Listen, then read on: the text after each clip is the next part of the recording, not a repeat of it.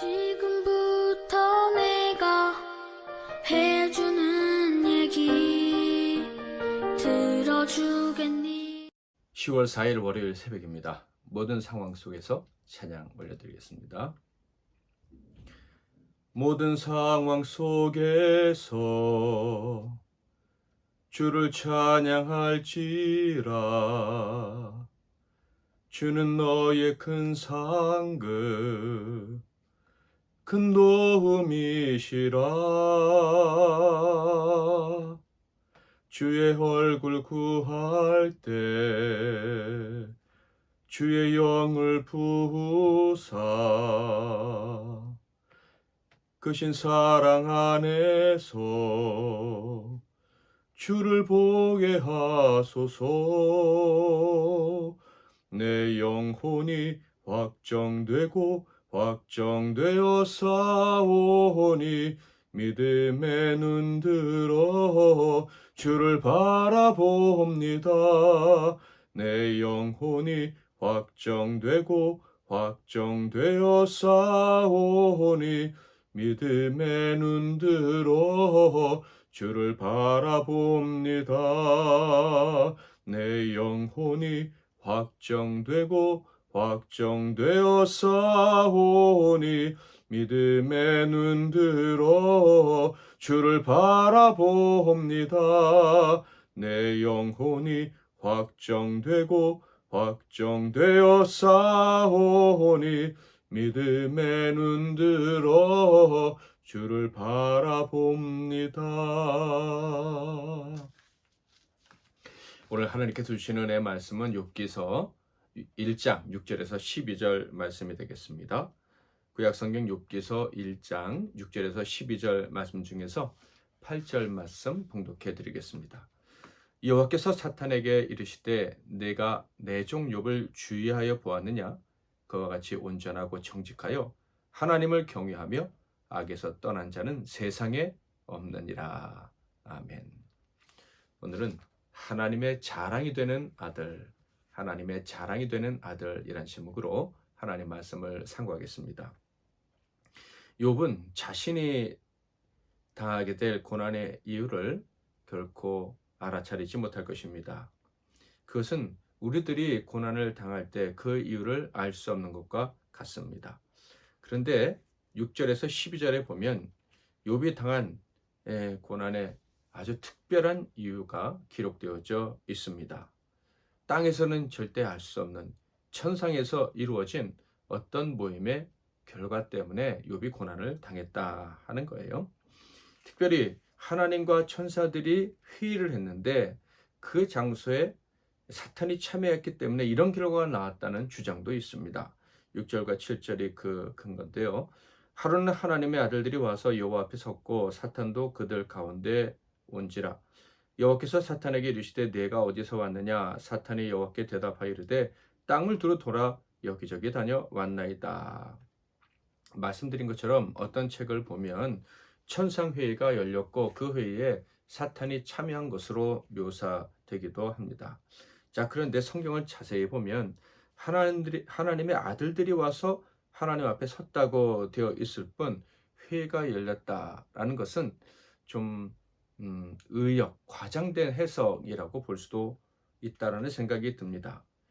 여기서 하나님의 아들들은요, 하나님과 친숙한 존재로 여겨지는 하나님의 천사들, 하나님을 섬기는 자들을 말합니다. 신자들도 성도들도 하나님의 아들들이다라고 성경 기록하고 있는데 이것은 하나님과 얼마나 친숙한 존재인가를 강조하기 위해서 사용되는 표현이죠. 그러니까 성경 말씀 그대로 보면 회의라기보다는 하나님이 계시고 하나님과 친숙한 천사들이 하나님을 섬기기 위해서 거기 함께 있었다라고 보는 것이 옳은 것 같습니다. 그런데 그 자리에 바로 사탄이 온 것이죠. 그러니까 사탄은 이 모임의 정식 멤버가 아니라는 것을 알 수가 있어요.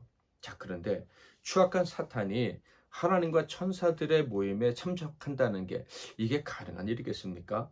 있을 수 없는 일이겠죠. 어떻게 마귀가 천국에 들어갈 수가 있겠습니까? 가까이 가는 것도 마귀에게는, 사탄에게는 불가능한 일입니다. 그러니까 이 거룩한 자리에 사탄이 참석했다는 말은 우리의 이해를 돕기 위한 어떤 문학적인 표현이다라고 생각하는 것이 옳겠습니다. 실제로 욥기서의 저자는요, 이 하늘에서 열린 그 모임에 참석했던 사람이 아니죠. 에, 그러므로 이 내용은 성령님께서 이 성경의 기록자에게 특별한 감동을 주셔서 이렇게 기록하게 하신 것이다라고 생각하면 되겠습니다. 사탄은요, 하나님과 천사들의 눈을 피할 수 없는 곳에 있어요. 그렇지만 하나님과 천사들이 있는 곳에 가까이 갈 수는 없는 존재죠. 그는요, 하나님을 두려워하면서도 하나님을 그리고 천사들을 무서워하면서도 그 하나님을 느끼고 천사들을 느낄 때마다 그는 반드시 하는 일이 있어요. 바로 그것은 하나님과 사람을 이간질하는 일입니다. 그러므로 이 6절과 7절 말씀은 하나님과 천사들이 그 높은 곳에 계신데 이 밑에 있는 이 천사가 하나님의 존재를 의식하면서 하나님의 그 존재를 인식하고 있다는 것을 느낄 때 그가 할 일을 했다라는 거예요. 바로 이간질을 했다라는 것이죠. 게다가 6절에는요. 하루에라는 표현이 있습니다. 이것을 우리는 주목할 필요가 있는데 이 하루는 이라는 이 히브리 말을 지역하면요. 그리고 그날이 되었다라는 의미입니다. 그러니까 어떤 특별한 날이 아니라는 거예요. 특별한 날에 천상에서 회의가 열렸고 사탄이 참여했다. 절대로 이렇게 해석할 수 없도록 하루에라는 단어를 사용했다는 것이죠. 천상에서는요, 회의가 아니라 늘상 하나님의 천사들이 하나님을 섬기는 그런 일만 있는 거예요. 특별한 날에 열리는 회의가 없으니 사탄이 특별한 날의 회의에 참석한 것도 아니겠죠. 그러므로 하루는 이란 말씀의 의미는요, 사탄이 특별한 회의에 참석한 것이 아니다 라는 것을 의미하는 말씀이기도 하고요. 또 이렇게 사탄이 욥을 시기해서 고통에 던지려는 이 일은요, 언제나 일어날 수 있는 일이다라는 것을 강조하시는 말씀이기도 합니다. 그러니까 하루는 이란 말은 이 사탄의 악한 정체성은 그가 무적행에 떨어질 때까지 절대로 사라지지 않을 것이다.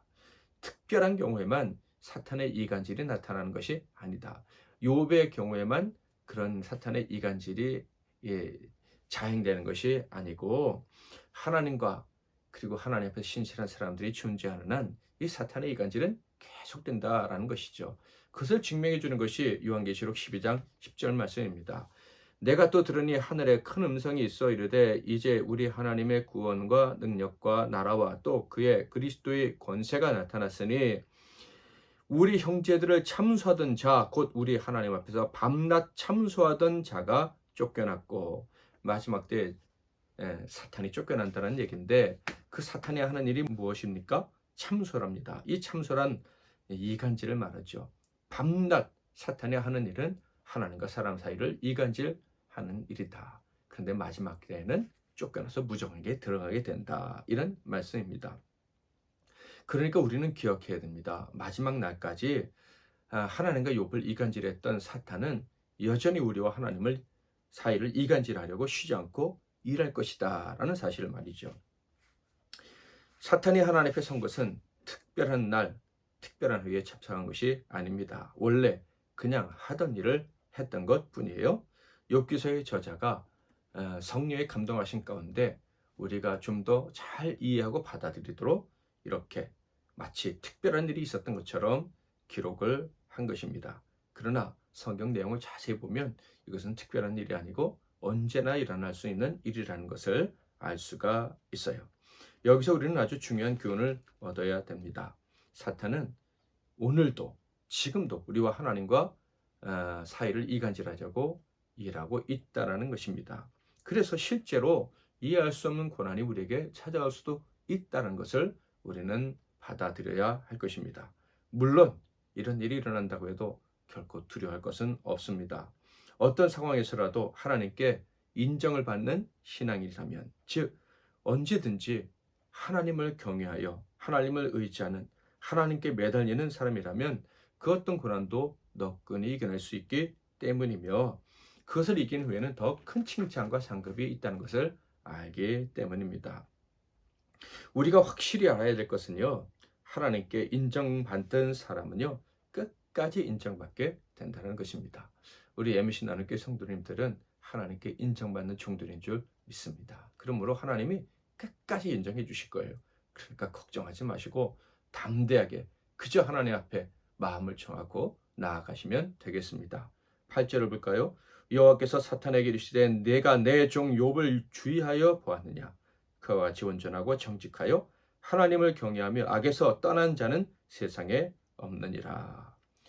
욥처럼 평안한 중에도 하나님께 인정받을 수가 있다면 그러니까 모든 것이 풍족할 때에도 교만하게 행하지 않고 자기 이익을 따라 행동하지 않고 하나님을 두려워하며 하나님을 의지하는데 더 마음을 집중할 수가 있다면 어떤 고난이 오더라도 그는 하나님을 경외할 뿐만 아니라 하나님께 인정을 받을 수 있다라는 것입니다.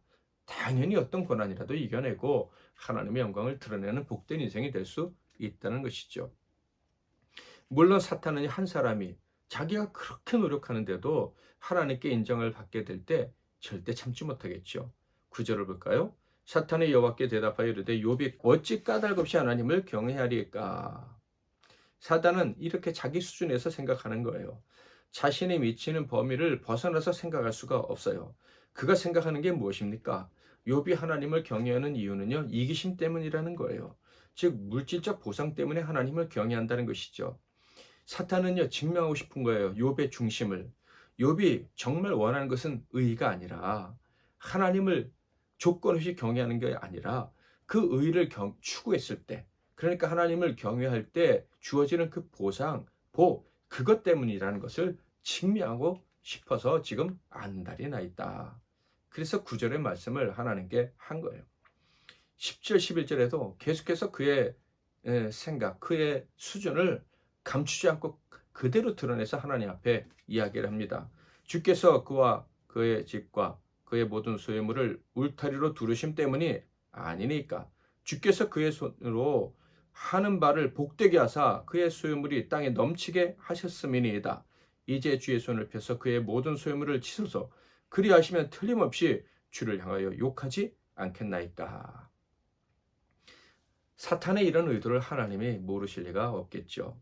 그런데 하나님은 그의 제안에 놀라운 답을 주십니다. 인간인 우리 입장에서는 좀 당황스럽기도 한 이야기가 힘든 그런 대답을 하십니다. 12절 여호와께서 사탄에게 이르시되 내가 그의 소유물을 다 내 손에 맡기노라 다만 그의 몸에는 내 손을 대지 말지니라. 사탄이 곧 여호와 앞에서 물러가니라. 소유물을 거두어가도 된다는 말씀입니다. 그러니까 욥에게 아무것이 없도록 해도 된다는 얘기예요. 단 목숨만 건드리지 말라. 몸만 건드리지 말라. 이런 말씀을 하신 거예요. 당연히 하나님의 이런 반응은 좀 충격적이고요. 욥의 입장에서는 배신감도 느낄 수 있겠다라는 생각이 들 정도입니다. 그런데 우리의 죄악된 본질을 생각한다면 저는 이것은 참으로 은혜로운 하나님의 말씀이다라는 생각이 듭니다. 죄의 본질이 무엇입니까? 이기심입니다. 당연히 욥도 그의 부모로부터 죄성을 물려받은 죄인입니다. 지옥에 떨어져야 마땅한 거예요. 아무것도 주어지지 않아도 아무런 복을 받지 못해도 한거할 수 없는 그런 자다라는 거예요. 그런데 하나님은 욥에게 믿음을 주셨습니다. 그리고 욥은 그 믿음을 기쁨으로 받았다는 것. 하나님은 그 사실에 대해서 잘 알고 계셨어요. 그래서 욥의 믿음은 결코 어떤 보상 때문에 붙잡고 있는 믿음이 아니라는 자신감을 가지고 계셨어요. 죄인이지만 그는 의의 대가, 하나님을 경외하는 대가를 기대하는 자가 아니라 의 자체를 사랑하는 자라는 것을 하나님은 알고 계셨어요. 역사상 적어도 한 명 이상은 그런 믿음을 가졌다는 것을 보이실 필요가 있다고 생각을 하신 겁니다. 사탄의 길을 죽여서 정말 절대적으로 건드릴 수 없는 사람들이 세상에 많이 있다는 것을 하나님이 보여주실 필요가 있다고 생각하시고 이 욥에 대한 사탄의 어떤 제안을 허락을 하신 거예요.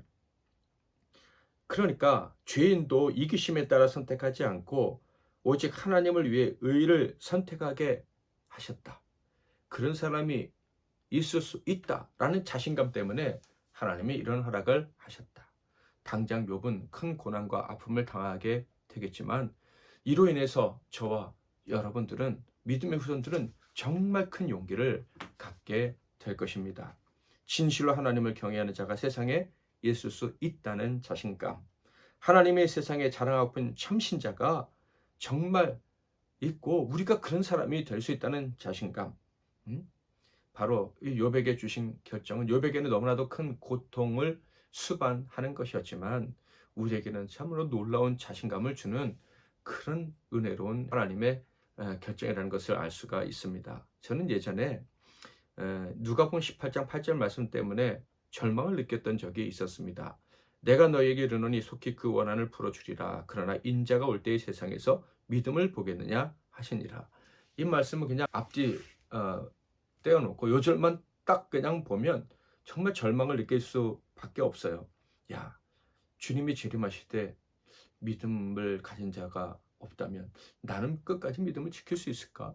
나는 정말 실전하게 하나님을 섬길 수 있을까? 이런 생각에 마음이 힘들었던 적이 있었다 하는 거예요. 그런데 욥기서 이 말씀을 보면 우리는 참 큰 희망을 갖지 않을 수가 없어요. 은혜의 시대, 성령의 시대라고 불리는 신약 시대가 아니라 구약 시대입니다. 욥이 살았던 시대는 그 구약 시대 중에서도 더 옛날 구약 시대예요. 그런데 그때에도 참된 믿음, 하나님이 자랑스러워하실 만큼 중심을 가진 믿음을 가진 자가 있었다. 이것이 얼마나 큰 소망을 주는지 모릅니다. 그렇다면 이 은혜의 시대, 예수께서 완전한 구원을 이룬 이 시대는 얼마나 이런 사람이 많겠는가 하는 생각을 하니 힘이 나는 거예요. 하나님이 주신 최고의 선물인 믿음, 사람의 중심이 하나님처럼 순전할 수 있게 하는 이 믿음, 그 믿음이 정말 많을 수 있다는 것을 욥기서의 말씀을 통해서 생각하면서 저는 소망을 갖게 된 것이죠. 정말로 이기심의 굴레에서 벗어난 참 신자가 있을 수 있구나. 나도 그런 사람이 될 수 있구나 하는 소망을 갖게 되는 것이죠. 언제나 우리들은요, 하나님의 그 깊고 넓으신 뜻을 온전히 알 수는 없을 겁니다. 그러나 그 뜻을 다 몰라도 우리는 분명히 안전할 수가 있고요. 심지어 하나님의 인정을 받고 살아갈 수가 있습니다. 우리의 중심이 대가나 보상보다는 하나님과 그분의 뜻을 더 사랑할 수가 있다면, 정말로 우리 안에 참 믿음이 역사할 수만 있다면, 하나님이 그 중심까지 바꿔주시는 그 믿음을 선물로 받아 누리고 살 수만 있다면 우리는 정말로 하나님께 인정받고 사탄이 건드릴 수 없는 그런 삶을 살게 될 것입니다. 바라기는 하나님이 우리에게 주신 그 믿음과 그 믿음 때문에 우리 안에 있는 그 중심을 보시고 늘 기뻐할 수 있기를 소망합니다. 저와 여러분은요, 하나님이 주신 믿음 때문에 나는 하나님의 자랑스러운 아들이다, 딸이다 라는 확신을 가지고 또한 살 수 있기를 바랍니다. 그것이 하나님을 기쁘시게 해드리는 일이고, 그렇게 살다가 우리는 모든 역경을 이기고 천국에 들어가야 할 것입니다. 오늘도 말씀 붙잡고 기도하시고 승리하시는 하루가 되시기를 바랍니다. 하나님, 저희들은 하나님이 주신 그 선물로 주신 무조건 주신 믿음 때문에 하나님의 자랑스러운 아들이요 딸이 된 줄 믿습니다. 하나님이 우리를 자랑하고 계신 줄 믿습니다. 하나님, 우리의 중심을 보시고 우리의 중심이 흔들리지 않도록 늘 도와주시옵소서. 우리가 하나님을 경외하고 살아가는 것은 어떤 보상, 대가를 바람이 아니라 하나님의 의, 하나님 말씀이 좋고 단지 그 말씀을 어기고 사는 것이 두렵기 때문입니다. 그 말씀에 순종해서 하나님을 기쁘시게 드리고 싶기 때문입니다. 이 중심을 한순간도 잊어버리지 말고 살아가는, 그래서 마귀가 결코 길을 펼 수 없는 우리의 삶이 되게 하옵소서. 오늘도 하나님을 경외하며 하나님의 그 능력과 사랑에 기대어서 살려는 종들을 축복하시고 모든 환난에서 건져주시기를 바라며 우리 주 예수 그리스도의 이름으로 기도하옵나이다. 아멘.